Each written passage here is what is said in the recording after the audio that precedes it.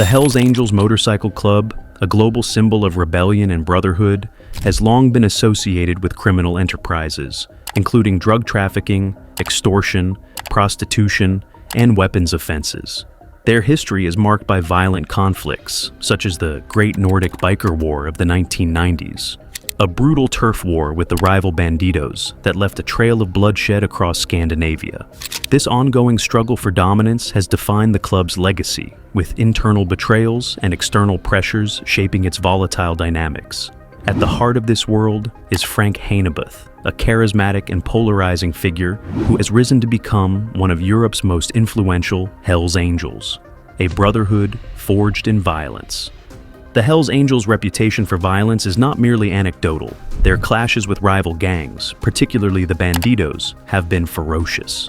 The Great Nordic Biker War saw armed confrontations in Denmark, Sweden, and Norway, with bombings, shootings, and murders as both groups vied for control of criminal markets. This conflict, while rooted in the 1990s, has echoes in ongoing rivalries that continue to destabilize the biker underworld. The Angels' willingness to use extreme violence to protect their territory underscores their commitment to power, but it also invites relentless scrutiny from law enforcement.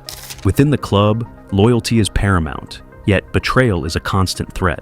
A chilling example is the fate of a member who, when asked how he hoped to die, quipped that he wanted to avoid it altogether, provided no one shot at him. A month later, he was dead, a stark reminder of the precariousness of life in the Hells Angels. Such incidents highlight the internal tensions that simmer beneath the surface, where power struggles and personal vendettas can erupt into deadly confrontations. Frank Hanebuth, the gangster gourmet. At the forefront of the European Hells Angels is Frank Hanebuth, a man who defies the stereotype of the rough-and-tumble biker. Known for his refined tastes, Hanebuth is as comfortable in gourmet restaurants as he is in the gritty world of organized crime. This duality has made him a standout figure, earning him the nickname Mayor of Nightlife in Germany. Based in Hanover, Hanebuth has cultivated a public persona that blends outlaw bravado with mainstream appeal, creating a Hells Angels-themed lifestyle empire that includes branded beer, cigarettes, and Harley-Davidson culture. Hanebuth's influence extends beyond the biker scene. His social circle includes high-profile figures like Götz von Fromberg, a prominent lawyer and best man at former German Chancellor Gerhard Schroeder's wedding. His events, held in Hanover's red light district, draw tens of thousands and boast sponsors like Beck's Beer and the Bild newspaper, with city approval adding a veneer of legitimacy. This ability to straddle the underground and mainstream has made Hanebuth untouchable for years, as police have struggled to pin specific crimes on him due to a lack of concrete evidence. Hanebuth's economic clout is equally formidable. His business ventures, both legal and illicit, have created a financial fortress that authorities find difficult to breach. Yet, his success has not come without challenges. Internal conflicts within the Hells Angels, pressure from law enforcement, and the ever-present threat of betrayal test his leadership. The big questions loom: can Hanebuth maintain his freedom in Germany? Will he compromise or ruthlessly defend his position as Europe's most powerful Hells Angel? The Bandidos' rivalry and internal strife. The Hells Angels Bandidos feud remains a cornerstone of the biker world's violent landscape. In 2007, as the conflict escalated, Hanebuth became a focal point for investigators. To bolster their ranks, the Angels recruited young, often reckless members, a move that backfired. One such recruit, Stefan R., turned informant to reduce his sentence for human trafficking. He alleged that the Angels tortured and killed a Turkish man, Tekin B, in a car repair shop. Hanebuth denied ordering the hit, dismissing the story as fabrication. Stefan R.'s testimony, later deemed unreliable, failed to produce evidence, but it highlighted the fragility of trust within the club. Hanebuth's personal losses added to his burdens. During a police raid on his property, special forces killed his dog, an act he deemed unnecessary, insisting he would have cooperated if asked. Beneath his tough exterior, the loss likely struck a deep chord. These incidents, combined with power struggles, law enforcement pressure, and betrayals, place Hanebuth in constant peril. His life is a high-stakes balancing act, where one misstep could cost him everything. Mallorca, a new chapter or a trap. In 2013, Hannibus relocated to Mallorca, Spain, ostensibly seeking a fresh start amid the island's sunny beaches and vibrant nightlife. The move raised eyebrows.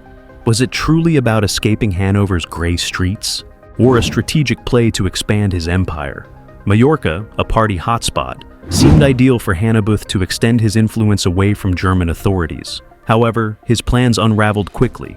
Spanish police arrested him at a friend's estate, charging him with drug trafficking, money laundering, and prostitution. His detention left a power vacuum in the German Hells Angels, sparking uncertainty about the club's future. After 3 years of investigation, Spanish authorities found insufficient evidence to convict Hannibus. In September 2016, he was granted a week's leave to return to Hanover for his 52nd birthday. The celebration was a triumphant homecoming, with hundreds of Hells Angels, friends, and business associates gathering in the red light district, where Hannibus began his rise over 3 decades ago. Having spent his 50th birthday in a Spanish high-security prison, he declared the event would go full throttle. Yet, the question remains, can Hannibus reclaim his dominance, or will his enemies exploit his absence? Loyalty and betrayal in the Brotherhood. The Hells Angels' code of brotherhood is both their strength and their Achilles heel. While loyalty is preached, personal ambition often trumps honor. A former hooligan from East Berlin, now a Hells Angel, described the club as a haven for free-spirited rebels who provoke polite society. Yet, he learned that the Brotherhood could be ruthless. In 2008, Holger Hako Bostrom, a powerful Angels leader, was expelled for allegedly embezzling funds. His attempt to rejoin was thwarted by André Sommer, leading to a violent confrontation. On June 10, 2012, in Berlin's Hohenschönhausen district, a Ukrainian hitman, Oleg Tsirkasov, ambushed Sommer with a Sig Sauer 9mm. The attack, orchestrated by Bostrom and Russian Michael, was meant to teach Sommer a lesson. Despite multiple gunshot wounds, Sommer survived, earning greater respect within the club. Bostrom, however, was sentenced to 7.5 years for attempted incitement to murder. This incident underscores how personal disputes can escalate, threatening the club's unity. The rise of new blood. The Hells Angels Frankfurt chapter illustrates the club's evolving demographics. Over the past decade, members with migration backgrounds like Ihsan Muchuk, a Turk, have risen in prominence. Muchuk, ambitious and defiant, sought to establish his own Angels branch, initially with the approval of chapter leader Walter Schnitzel-Walter Burkhardt. However, tensions flared when Burkhardt revoked Muchuk's lucrative bouncer contracts. The conflict culminated in a rapé at Frankfurt's Katana Club, where Muchuk's faction stormed the venue and one of Burkhardt's men shot at him. Miraculously, Muchuk survived, and the Angels downplayed the incident as a family quarrel. Muchuk's alliances with emerging gangs like the Ottomans and Guerrilla Nation have bolstered his influence, allowing him to recruit without granting full membership status. His actions, including fraternizing with police and attending a rival gang's funeral, have infuriated traditionalists. At the 2016 Hells Angels World Run in Warsaw, Muchuk's rule-breaking was debated, yet he was pardoned. His defiance challenges the club's old guard, raising questions about its future direction. The cost of power. The Hells Angels' pursuit of wealth and power often overshadows their ideals of honor and loyalty. The unsolved murder of Adam Mouse, shot 17 times, serves as a grim reminder of the stakes. As Hannibus navigates his return, and figures like Muchuk push boundaries, the club faces an uncertain future. Will the Brotherhood endure, or will internal divisions and external pressures tear it apart? For Hannibus, the path forward is fraught with danger, as he balances his empire against the ever-present threat of betrayal and violence.